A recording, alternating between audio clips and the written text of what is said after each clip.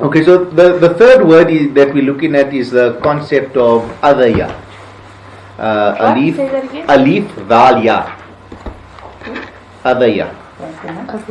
Yeah. Ida. Zal, isn't it? Dal, ya. Yeah, how do you I'm not going to go through all the whole verses because some of them are long, and to read all of it is. Surah 2 verse 196 is a verse that's regarding the Hajj, where it talks about if they have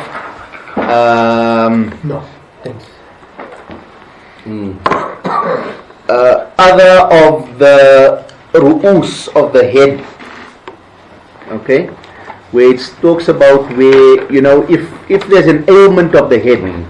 I'm sure you're familiar with that verse. 2 verse 196. Yeah, 2:96. And what happens here is that it's translated, that you mustn't, if you must shave your head. So it's a whole concept of Hajj and what all that means, which we're not going to go into.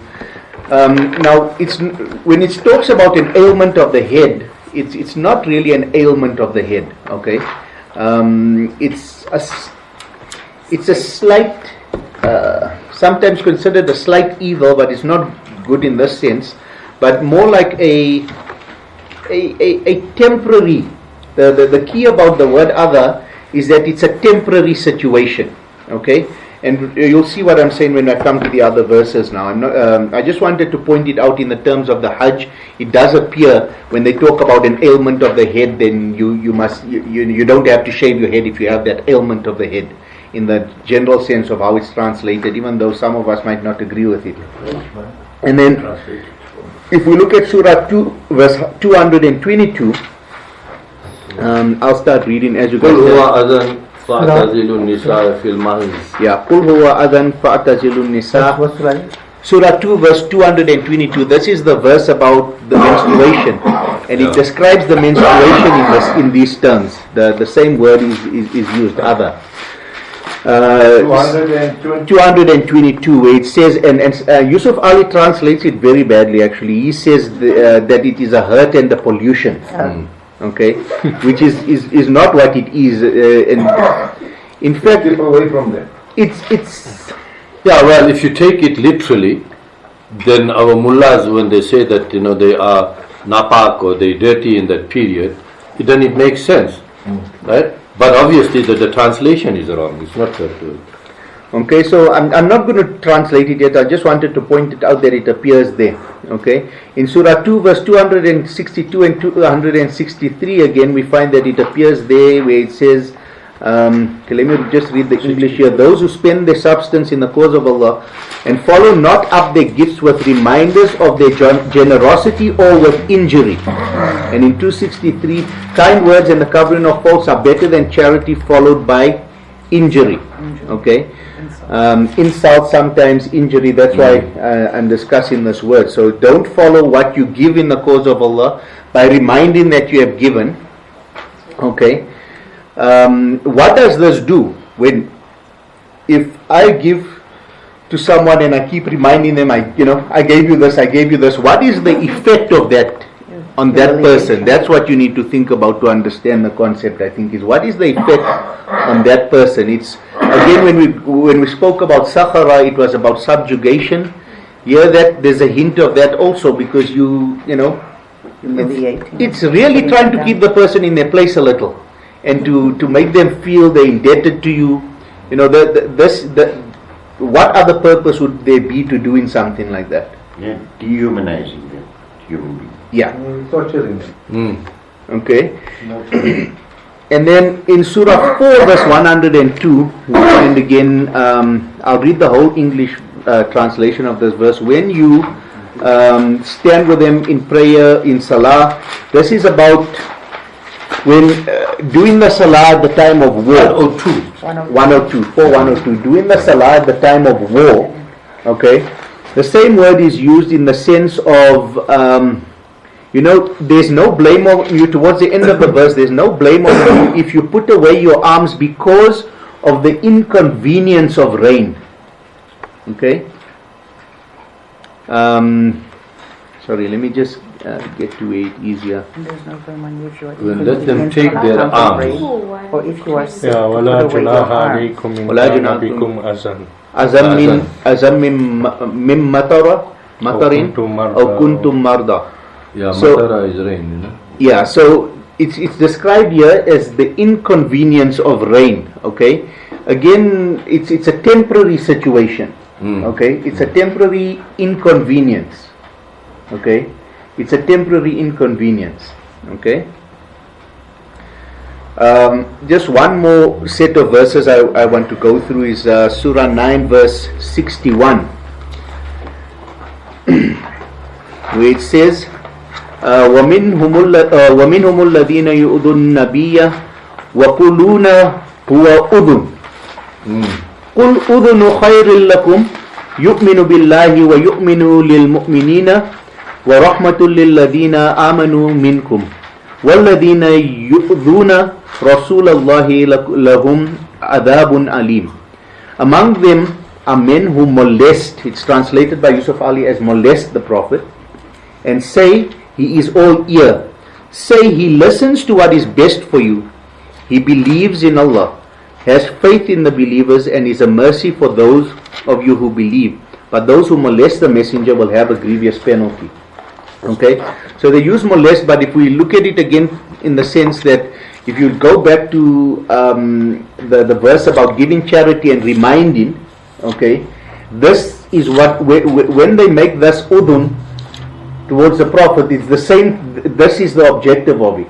It's trying to Belittle. belittle, put him in his place. So this is where I think of all the terms, the four terms, this one goes most towards plain insulting and putting down. So they want to put the Prophet in his place.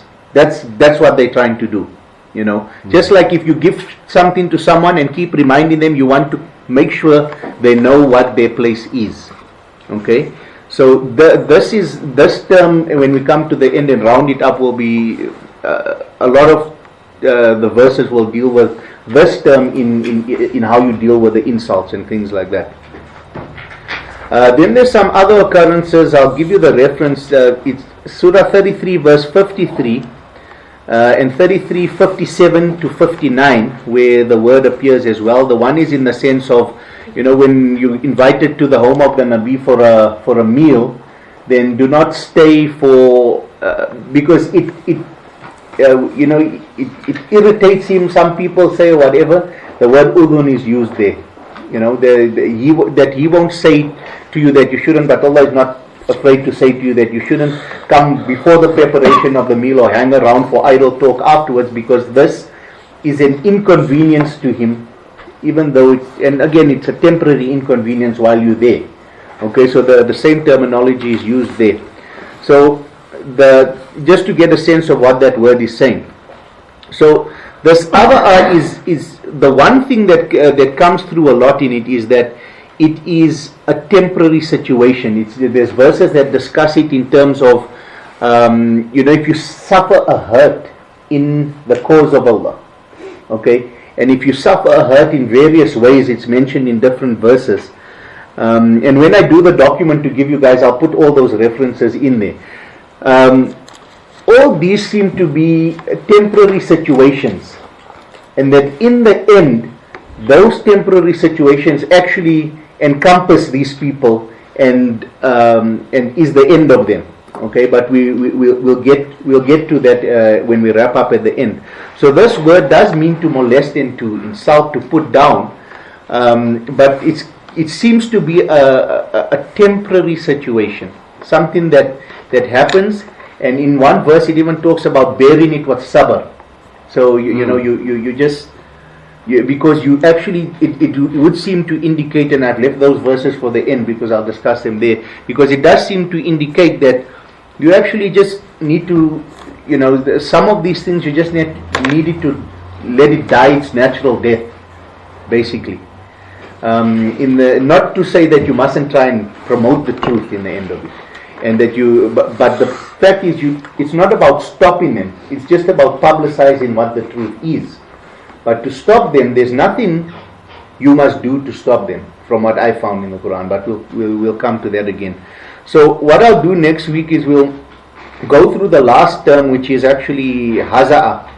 It won't take long to go through Haza'a, even though there's quite a few verses, but I've just chosen a few out. We'll go through the concept of Haza'a and how that comes into insults, and we'll just round it up and tie it together. I'm sure we'll finish next week then. So I don't know if there's any input on this, the word that I did now, which is I'm just trying to think, Adha. how would you use the word uzn to indicate permission?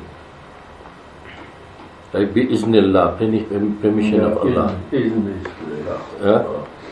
Kun bi-iznillah. Yeah. But is it the same root or is it adana? It's not adana. It's same root. Different pattern. Pattern is different. Yeah, no, it's actually not. Yeah, Iran is same root but different pattern. فَأَذَنْ لِمَنْ شِئْتَ مِنْهُمْ 2462 to give leave to whom you will of them. So give permission. Yeah. Now I'm just saying, we need to just look at how, there's a shade of understanding in the word. It could still be, like in Urdu we say uzn.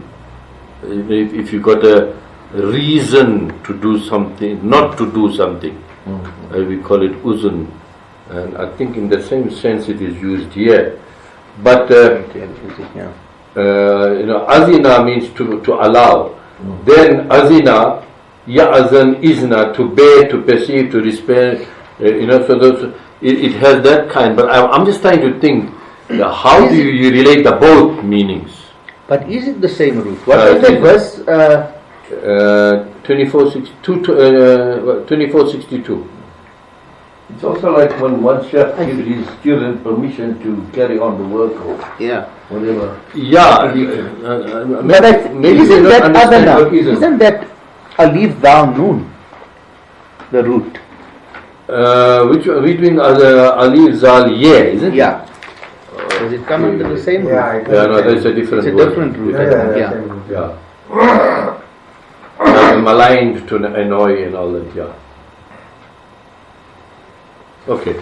Now, I thought it was the same, so it was confusing the hell out of me. Okay, I hope it's not. I know it might be a little confusing because I'm going through the term by term, but when we tie it together, I think it will make a little more sense. But there's other I think just to remember that an important component of it is that it's a temporary situation. Okay. So I don't know. Can we say, look, if you don't stop this insulting of the Prophet, say the Danish, we won't buy your product, we boycott your product. Is it one of the ways you can retaliate? You can do that. I mean, basically, if someone has made a statement that's not true, you say, this is the truth. Let's take the one of the pedophile story. You say, this is the truth.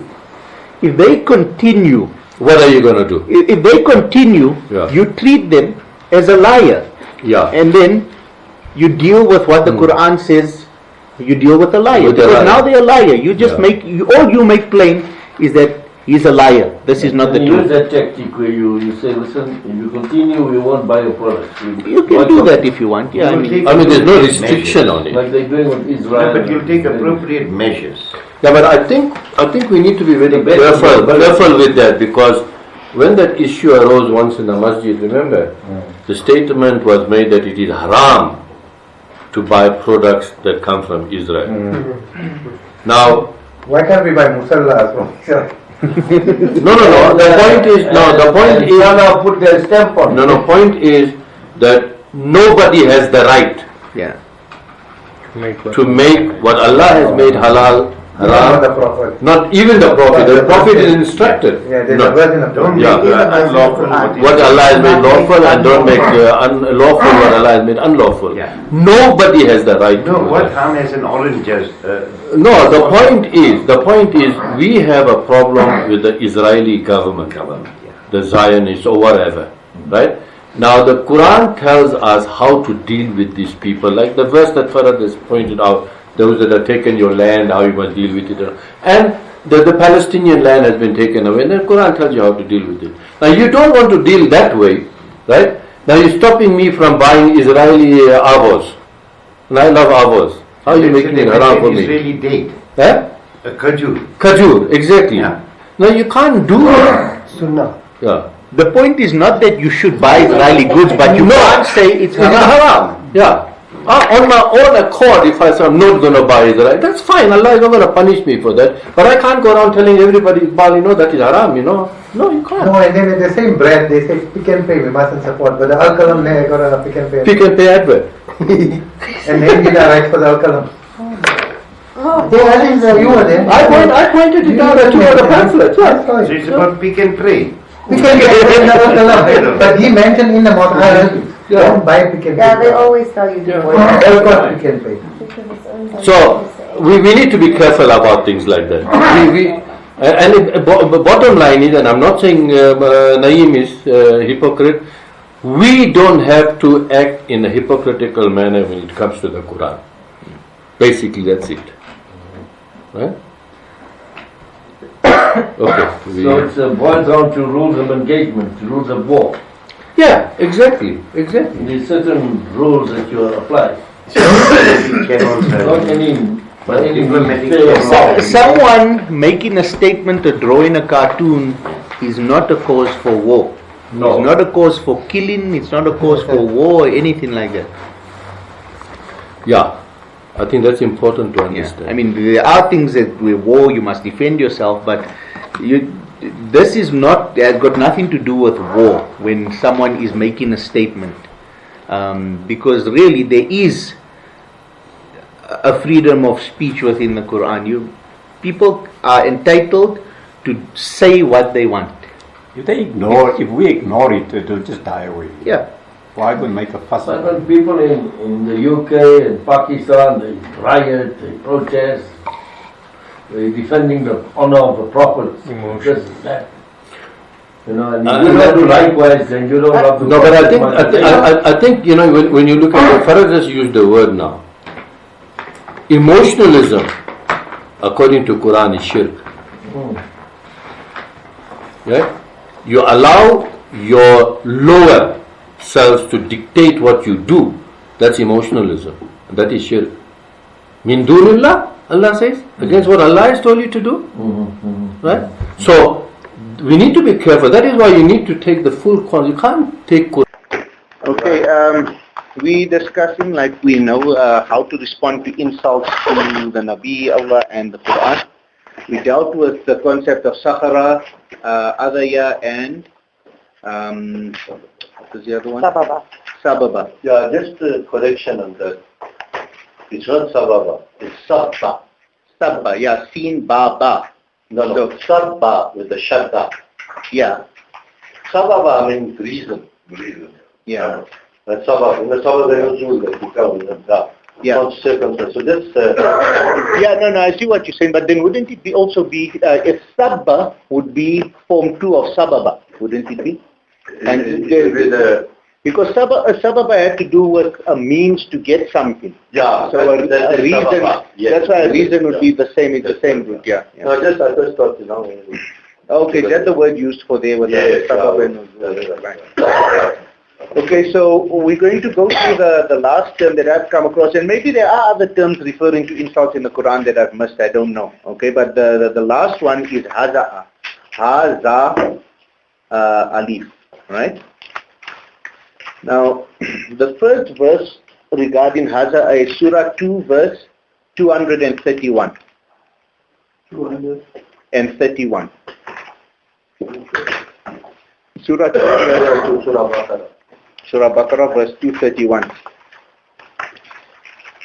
أعوذ بالله من الشيطان الرجيم وإذا طلقتم النساء فبلغن أجلهن فأمسكوهن بمعروف أو صرحوهن بمعروف ولا تمسكوهن ضرارا لتعتدوا ومن يفعل ذلك فقد ظلم نفسه ولا تتخذوا آيات الله هزوا. Word huzwa is the one we're talking about. واذكروا نعمة الله عليكم وما أنزل عليكم من الكتاب والحكمة يعظكم به واتقوا الله واعلموا أن الله بكل شيء عليم. Yusuf Ali's translation again. When you divorce women and they fulfill the term of their iddah, either take them back on equitable terms or set them free on equitable terms, but do not take them back to injure them. Okay? Do not take them back to injure them. Or to take undue advantage. If anyone does that, he wrongs his own soul. Do not treat Allah's signs as a jest, muzua. The ayahs of Allah, do not treat it as huzwa, as a jest. But solemnly rehearse Allah's favors on you and the fact that He sent down to you the book and wisdom for your instruction, and fear Allah and know that Allah is well acquainted with all things. So we can understand this here in the terms of taking it as a joke or a jest. But we'll discuss it further as we go on to a few other verses. Okay? So there it's talking about the ayah of Allah, and this is what we're discussing. Do not mock at the ayah of Allah, which is the Quran or Allah or the Nabi. The Nabi himself is an ayah of Allah as well. Now in Surah 5 verse 57, we find Ya ayyuhal ladina amanu la tattakhidul ladina 557. Ya ayyuhal ladina amanu la tattakhidul ladina ittakhadhu dinakum huzwa ولعبا من الذين أوتوا الكتاب من قبلكم والكفار أولياء واتقوا الله إن كنتم مؤمنين. And then verse 58 goes on to say وإذا ناديتم إلى الصلاة اتخذوها هزوا ولعبا ذلك بأنهم قوم لا يعقلون. O you who believe, take not for friends and protectors those who take your religion for a mockery or sport, whether among those who receive the scripture before you or among those who reject faith. But fear you Allah if you indeed have faith. When you proclaim the call to Salah, they take it as mockery and sport. That is because they are people without understanding. Now again, it's talking about taking the deen as a mockery or sport, or the call to Salah as a mockery or sport. Now, Huzwa has a meaning of mockery, yes, but it also has a meaning having to do with death. With death usually from cold or sudden death. Okay? So like with the other terms, we see how it comes into the word mockery is an extension of the meaning. And we find that mockery is there, but what I'm trying to do by investigating these words is to show that we must understand what this mockery is. It's not just a simple thing of making fun. Like we said, with Sahara, it had to do with subjugation, with trying to subjugate it and give it your own meanings or bring it under your own control rather than the control of Allah. Huzwa has to do with when they're making haza'ah of the ayah of Allah, they are trying to bring about the death of these ayah. They're trying to, to kill the message basically. So when they talk about mocking in the sense of huzwa, it's not as simple as just, making fun. When you go deeper into the meaning, it brings forward that when Allah uses this word for mockery, He's saying that what they are doing is they are trying to kill your deen. They are trying to take the ayahs of Allah and bring it to an end, which they can't do. Sorry? Undermine, more than undermine. In a serious sense. So, Allah uses these different words for mockery. But He could have if it's just mockery, He would have just used one word for mockery, to make fun of. But there's deeper meanings to it, and we need to understand that. So, when we read these words in the sense of mockery, then we must realize that if people are doing this with what the Quran is talking about in these verses, it's an attempt by them to kill the message. Okay?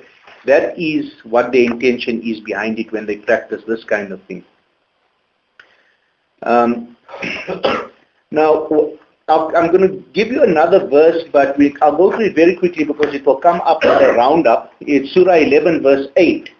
You don't have to go to it. You can make note of it. It's where it says in the end of the verse, and they will be completely encircled by that which yastahzi'un, which they wanted to kill, which the message they wanted to kill or whatever they wanted to mock. They will be encircled by that thing which they wanted to mock. Okay? So that will be the consequences.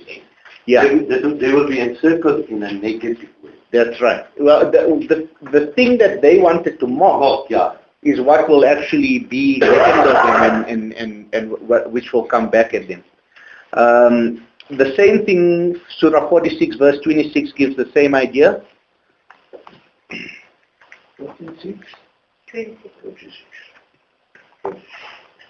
46:26.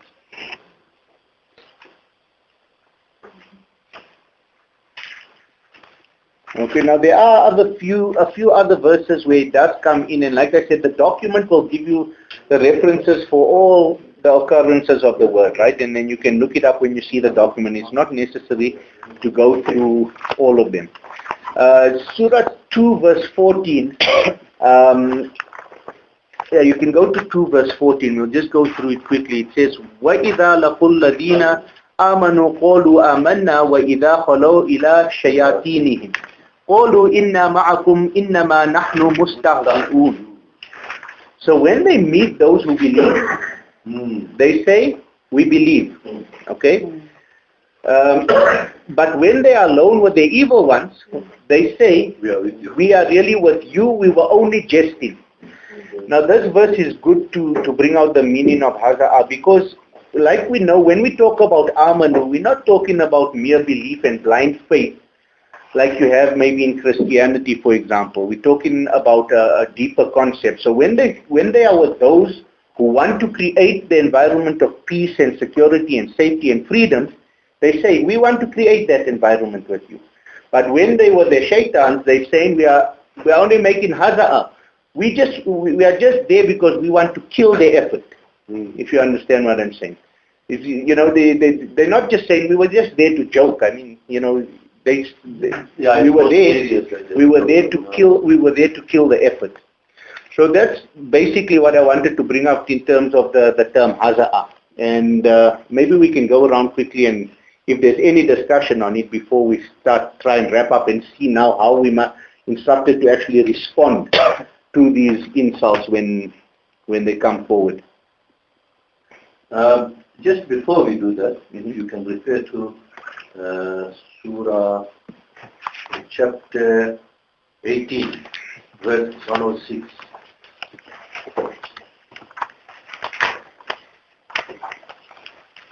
Yeah, that one I think it wants to come later, but no, maybe not. I don't know. I did. No, we can go through it. I wasn't going to bring it up. So 106.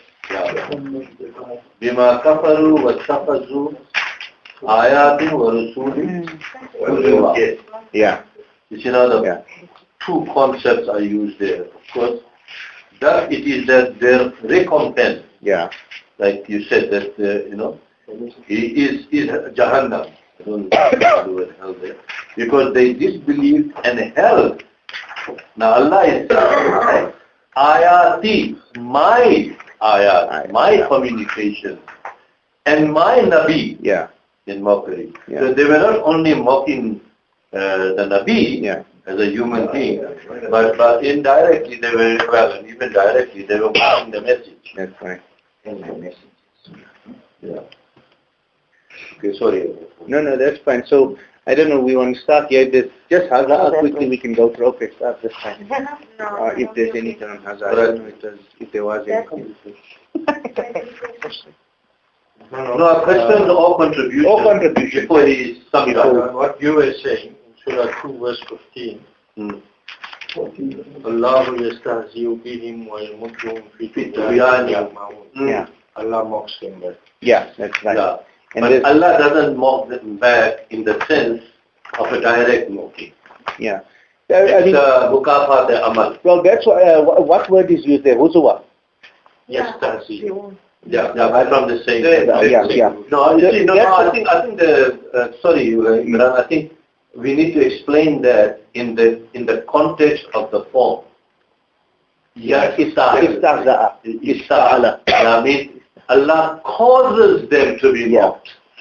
Wherever the sinte is used in the verb, it means to cause to. And also that it brings out the meaning, that the result, Allah will kill their effort. Yeah. Allah will kill their effort, Yeah, that's going in our subject. Allah will pay them back their mockery, and He leaves them alone in their inordinately, blindly wandering on. Yeah, so you will be totally without guidance. Lost. Bob, anything on the Hasa? Yeah, I just want to say that there's a relationship between those people that mock and arrogance and an ego. Yeah, definitely. They have an ego problem. They're arrogant and they want to use Allah. By pushing down Allah's message, they want to push up their ego. Yeah. And Or they even also- control. Yeah, and they want to show that they know more than what the Quran gives. Yeah, exactly. They tend to have more knowledge or, that they know it more. And also, there's another verse where it says that they have a disease. So they block themselves off completely from their message. People who be They have a disease, and as a result of that disease, they reject whatever comes. And also, it would apply to Muslims as well as non-Muslims. So it would apply to a Christian rejecting the book, or a Hindu, or a Tablighi, or whatever anybody. They will all fall into that same category in terms of them rejecting certain aspects of the Quran. A Muslim may not reject the entire Quran, but he will reject portions of the Quran. Where maybe an atheist will reject the entire Quran, or Hindu will reject the entire Quran. Yeah. So it would apply to all kinds of. Yeah, I agree, and that has to do with the pride also, because you'll find, people feel that they think and they reason, which we all do. We accept that you must reason and you must think.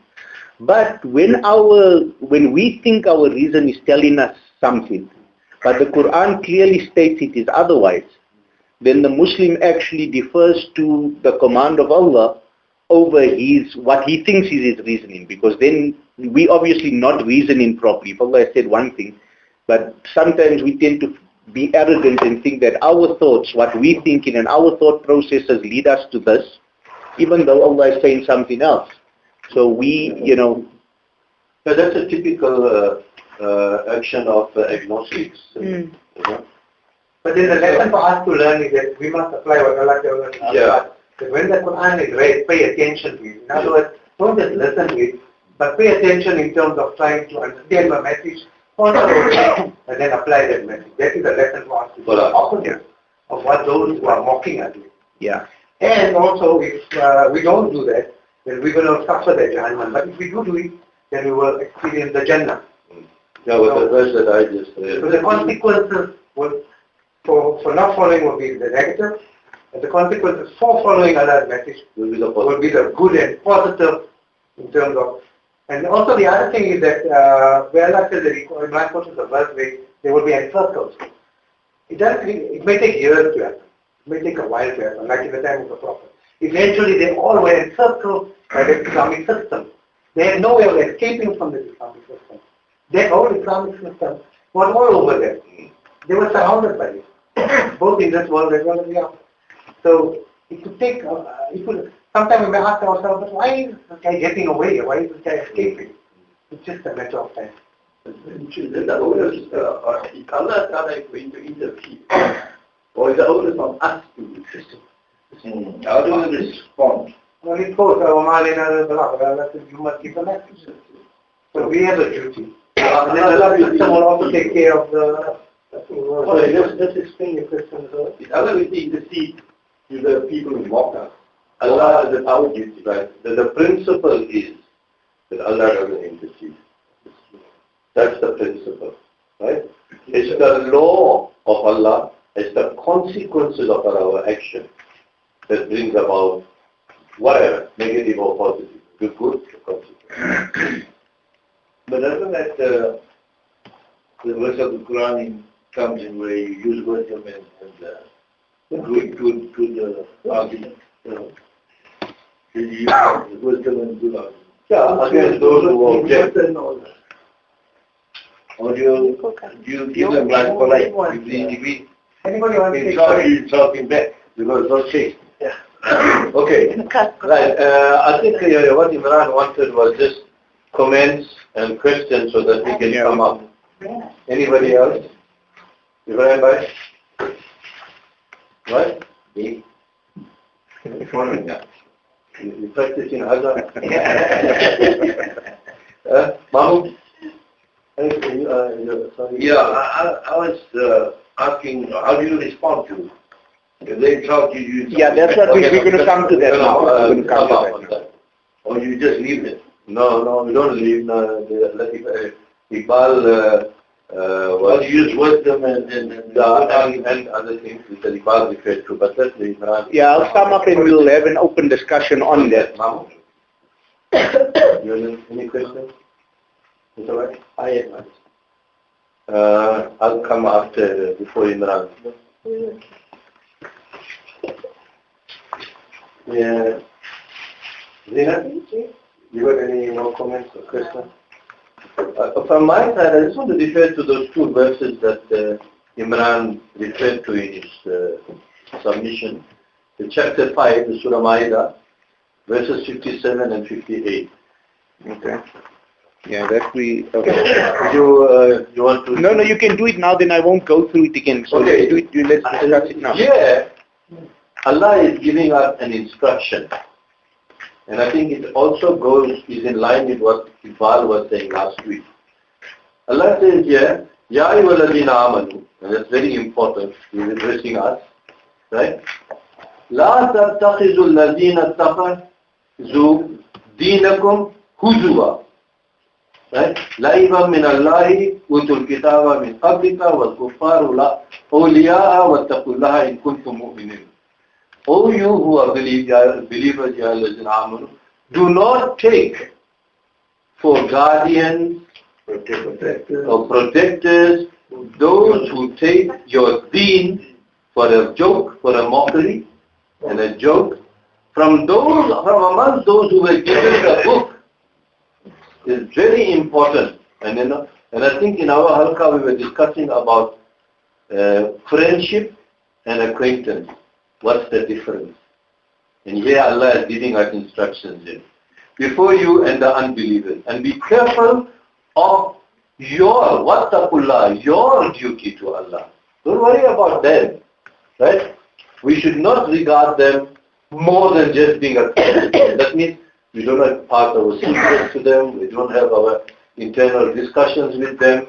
Our strategies should not be discussed with them. That's why the Quran, if you remember, Imran says that for Hajj, these people, although you invite them for the Hajj to come and see the good of Islam, but they are not part of the planet.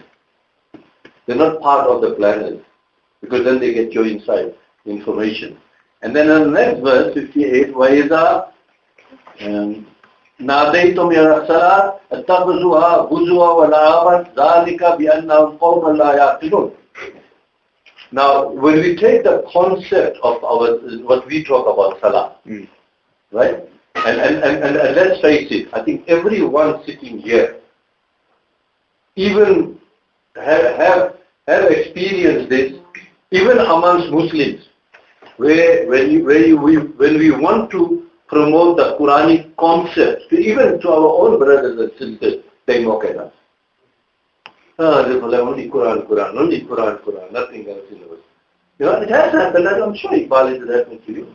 There's not such thing too much either. Yeah, no, it happens. I mean, promote, you know? Basically, I mean, at Masjidul Islam, let's be honest, we continuously make a call to come to the Quran and to get people together and discuss the problems and try and solve the problems as the Quran says. And what happened there, quite honestly, is that cutting. They tried to kill it by not allowing it anymore. And promoting hadith. Exactly. So it happens all the time. Okay, I think that was my input on that. But when it comes to general discussion. Okay. All right. Now, now we need to discuss basically, the crux of the discussion was, how do we respond? How do we respond when these insults come through? Now the Quran tells us various things, specifically about what I was discussing, but also generally. Now, I'm just going to go through the general concepts first. Some of them are, and well, in the document that I give you, there'll be a whole, there's one of the things that happened with Nabi Musa, when he was instructed to, and we were going to discuss Dabaha, where he's instructed to sacrifice, they say, the heifer. And they and the other occurrences of the word shows clearly it's got nothing to do with sacrifice. It's something totally different. Yeah. In fact, it has more to do with, it has to do with cutting, but actually extracting something useful from it. It has, but we'll discuss that at another time. So in the document I'll put that, because it's a long passage, I don't want to go through it. The other thing relates to what Iqbal said regarding the arrogance, okay, is that in Surah 25 verse 63, okay, it says, وَعِبَادُ الرَّحْمَنِ الَّذِينَ يَمْشُونَ عَلَى الْأَرْضِ هَوْنًا وَإِذَا خَاطَبَهُمْ هُمُ الْجَاهِلُونَ قَالُوا سَلَامًا. And when the servants, those who serve Ar-Rahman, the servants of Ar-Rahman are those who walk on the earth in humility. And when the ignorant address them, they say peace. So, if someone is insulting out of ignorance, okay, after you've spoken with them and pointed the truth out of to them, it is nothing to do. You Walk away. You walk away in that sense. That's not something that's always the case, but that's ignorance as opposed to arrogance. yes, that's got to do with ignorance. But I wanted to more point out here that 24, 63. 25. What I wanted to point out here is the importance of humility. But it has one owner. Everything humility. What's that? The word used there. It is the owner. You're asking me a question. I didn't look into it. That deep, I accepted somebody it. has a perception that when you're humble, you must accept. It mustn't be. No. Humility and meekness are two different words. No, that's humility. No. Humility. No, humility is giving the other person a say, listening to them. When they're saying something, listening to them. And, not being arrogant. It's the opposite of being arrogant, rather than, it's not got to do with meekness, really. Okay, then there's the story of Noah, Nabi Nuh, in Surah 11, verse 38 and 39. Okay, it says, وَيَسْنَعُ الْفُلْكَ وَكُلَّمَا مَرَّ عَلَيْهِ مَلَاءٌ من قومه سخروا منه. سخر comes in here. Okay. قال إن تسخروا منا فإنا نسخر منكم كما تسخرون فسوف تعلمون من يأتيه عذاب تخزيه وَيَحِلُّ عَلَيْهِ عَذَابٌ مُقِيمٌ. Forthwith he started constructing the ark. Every time that the chiefs of his people passed by him, they threw ridicule on him, sakhara. So they tried to subjugate him. They tried to bring him under their control.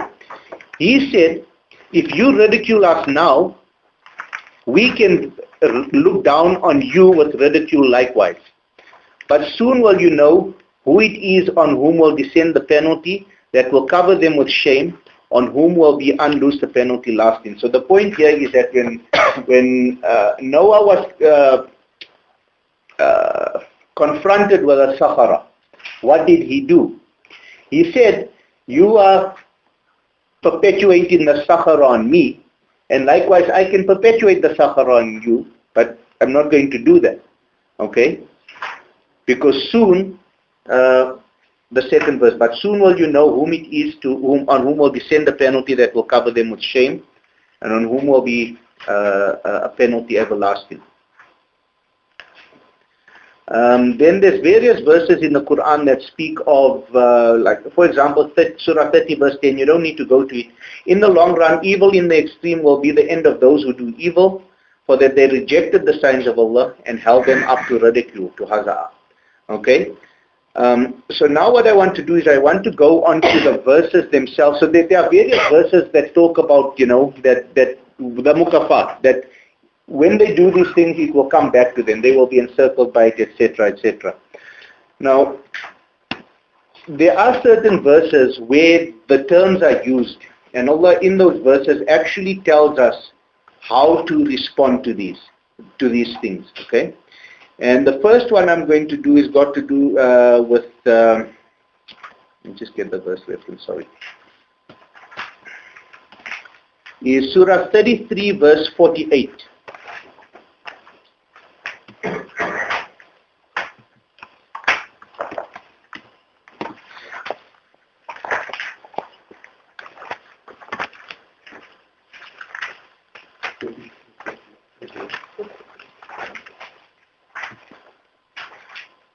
Okay, 33:48. G, have you got it there? Just read it from here. Okay, it says end of 33:48. وَلَا تُطِعِ الْكَافِرِينَ وَالْمُنَافِقِينَ وَدَعْ أَذَاهُمْ وَتَوَكَّلْ عَلَى اللَّهِ وَكَفَى بِاللَّهِ وَكِيلًا. Is that the right one? That's the right one. Okay. And what it's saying is, and defer not to the deniers of truth and the hypocrites, okay, and disregard their other, we discussed adaya, and that's the word used, adahum, and disregard the hurtful talk or the annoyance, okay, disregard it, and place your trust in Allah, for none is worthy of trust as Allah is, okay. So in this sense, Allah is telling us disregard it, okay, disregard it. All right. Then if we go to Surah 14 verse 12.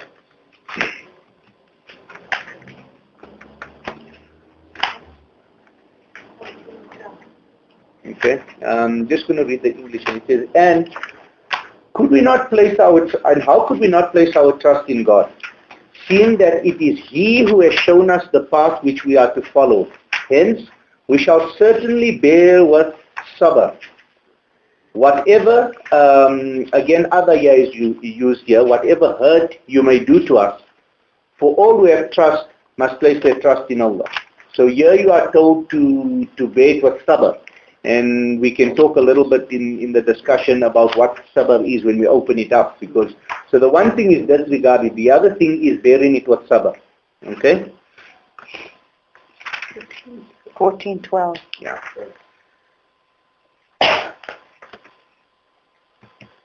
Okay, then we go to Surah 6 verse 34.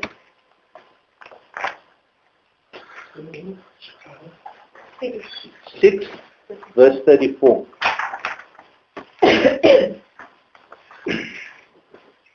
And it says, and indeed before your time have Rasuls come, have been given the lie. Okay, and they've endured it with sabr, all those charges of falsehood. And all the hurt, and this is where other eyes in again, all the hurt done to them, till the help came to them from us. For there is no power that could alter Allah's promises, and some of the histories of those apostles have already come within thy ken. Now, here, first of all, till the help of Allah comes, we know this has got to do with the mukafat, that they will eventually be encircled by what is done. But the instruction here, it said, what they have done, they have borne it with sabr. Okay, so again here it's talking about those charges of falsehood, they bore it with sabr. Okay, and I'm not going to call it patience, because when we open it up, I'm sure the discussion we can talk a little bit about what sabr is. Okay, so far we've got bearing it with sabr and disregarding it. Okay, sorry, the next verse is, well, we discussed already, we'll just go to very quickly again, Surah 5 verse 57 and 58. I just got they said, do not take for friends, and Aziz discussed it. So so those who, in this case here we're using the haza'a route, okay? Those who make haza'a of your deen, okay? Do not take them as friends and as intimate friends, okay? So that's the third thing, is you do not take them as your intimate friends into your inner circle, because, you know, they are trying to kill off your deen, basically, okay? Then 58 we did as well. Surah 2 verse 15. Surah 2 verse 15.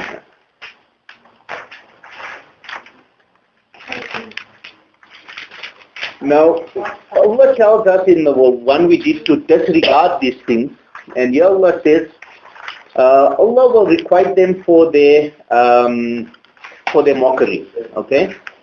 For their heart, and will leave them for a while in their overweening arrogance, like Iqbal said, that this goes together, that this stems from an arrogance, okay?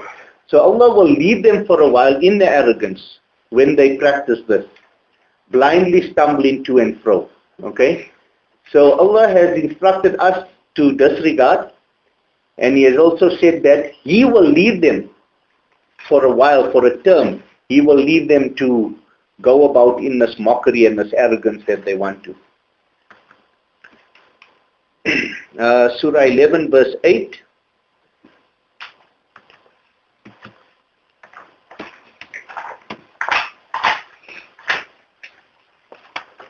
I'm not reading the Arabic because I think we're short of time. I think we should finish this up today.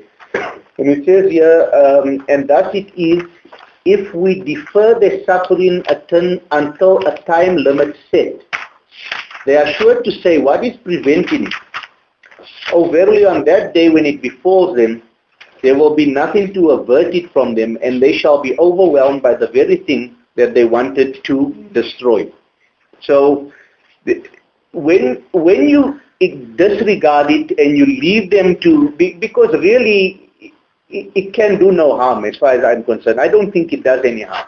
You know, people can go on as much as they want, as long all you do is state the truth and leave them to carry on.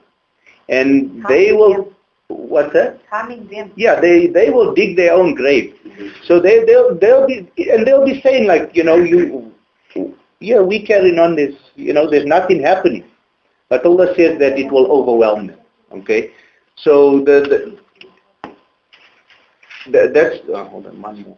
Okay, there's just one more verse. So you leaving them, Allah is leaving them to go, and eventually it's going to come back on them. But that's got to do with the mukafar.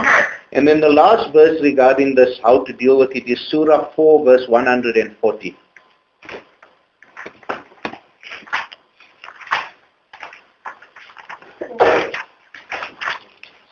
It says, and indeed, He has enjoined upon you in this divine word that whatever you hear, that whenever you hear people deny the truth of Allah's message and mock them, you shall avoid their company until they begin to talk of other things, or else verily you will become like them.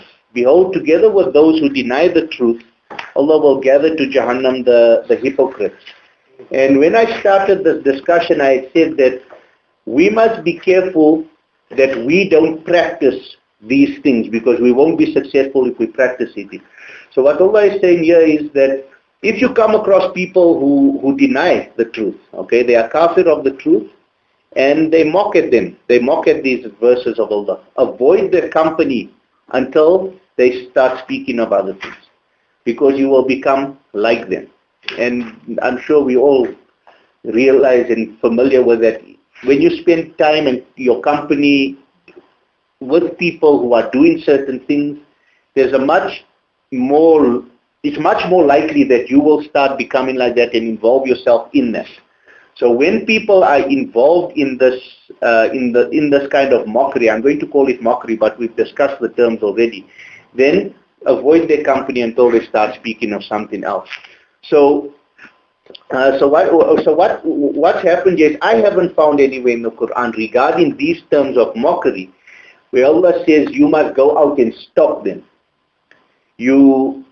If they are bringing lies, like we've been discussing a lot in this regarding the pedophile story, you state the truth, and if they choose to go on and on and on with it, there's no instruction for us to go out and stop them. Yeah. Whereas, I mean, there are things in the Quran where you must take action, but to me it doesn't seem that this is one of them.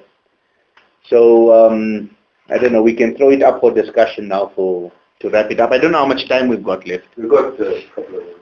Okay. We got 5 to 9. So this is almost as a disregard. So if you're not supposed to sit with them, are you not supposed to then tell them the truth of the matter? No, you tell them. I think what we need to understand two things here. Imran, you can respond also. One is that you state the truth without undermining them, without mocking them, without taking any physical action. Right? So there are two ways. The physical action is totally denied because you can't force anybody to believe in the Quran or whatever the truth is. You can't force them.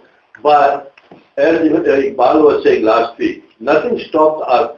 There's an article in the newspaper, right, that says derogatory things about the Nabi, about the Quran, about Islam.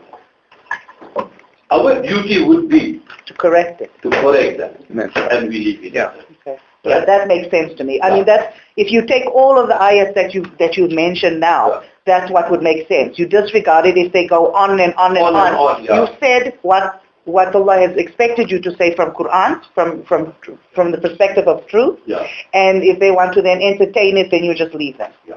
That's what makes sense. Yeah, I like the example again of the whole pedophile thing. The guy who does it, he does the cartoon. You tell him, you write to him or whatever. Yeah. You say, this is not the truth because Muhammad brought the Quran. This is what the Quran states about it. He would not have practiced that. He would have practiced the Quran. Yeah. He chooses to go on them. What are you going to do? That's his business. So stating the truth and presenting the truth and making sure the truth is broadcast and out there, that's regardless of whether anyone is mocking it or not. No. You keep doing that. Yeah. But when the Ayatollah or this one or that one says the fatwa, he must be killed, that is not Quran. Definitely not Quran.